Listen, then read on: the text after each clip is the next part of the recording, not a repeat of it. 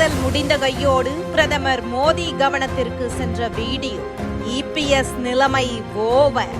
மிகப்பெரிய எதிர்பார்ப்புகளுக்கு மத்தியில் தமிழகத்தில் நாடாளுமன்ற தேர்தல் நடந்து முடிந்திருக்கிறது. தேர்தல் முடிந்த கையோடு யாருக்கு வெற்றி என இப்போதே உளவுத்துறை மூலம் தனியார் அமைப்புகள் மூலமும் மத்திய மாநில அரசுகள் தகவலை திரட்டி வருகிறது. இது ஒருபுறம் என்றால், பிரதமர் மோடி தமிழகத்திற்கு பிரச்சாரத்திற்கு வந்தபோது எங்குமே எடப்பாடி பழனிசாமி குறித்து விமர்சனம் வைக்கவில்லை. மாறாக எம்ஜிஆர் மற்றும் ஜெயலலிதாவை வாழ்த்திவிட்டு சென்றார்.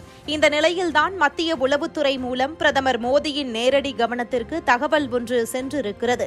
அதில் பிரதமர் மோடியை மிகவும் கொச்சையாக அவமானப்படுத்தும் வகையில் விளம்பர ட்ரோல் வீடியோவை அதிமுக தயாரித்திருப்பதும் முழுக்க முழுக்க அப்பட்டமாக அவமானப்படுத்தி இருப்பதும் தெரிய வந்திருக்கிறது.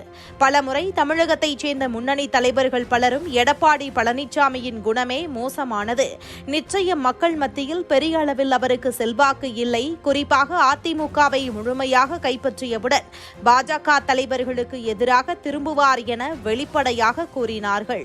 ஆனால் அவற்றை டெல்லி பெரிதாக எடுத்துக் கொள்ளவில்லை. மாறாக இப்போது நாடாளுமன்ற தேர்தல் திமுக வெற்றி பெற்றாலும் பரவாயில்லை, ஆனால் பாஜக வெற்றி பெறக்கூடாது என எடப்பாடி பழனிசாமி செய்த உள்ளடி வேலை மற்றும் குறிப்பாக பிரதமர் மோடியை அவமானப்படுத்தும் வகையில் வீடியோ வெளியிட்டது போன்ற பல காரணங்கள் இப்போது பிரதமரின் தனி செயலாளர் மூலம் நேரடியாக பிரதமரின் கவனத்திற்கு சென்றிருக்கிறது.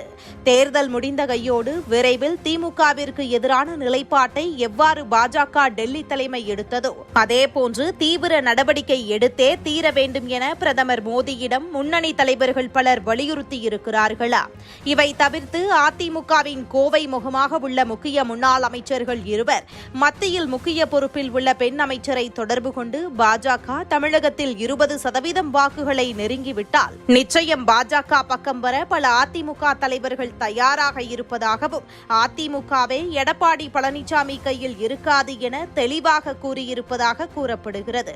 மொத்தத்தில் ஜூன் 4ஆம் தேதி தமிழகத்தில் பாஜக 15 முதல் 20% வாக்குகளை பெற்றால் நிச்சயம் எடப்பாடி பழனிசாமியின் நிலைமை மிகவும் கவலைக்குரியதாக மாறும் என இப்போதே மூத்த பத்திரிகையாளர்கள் பலரும் பேசத் தொடங்கியிருக்கின்றனர்.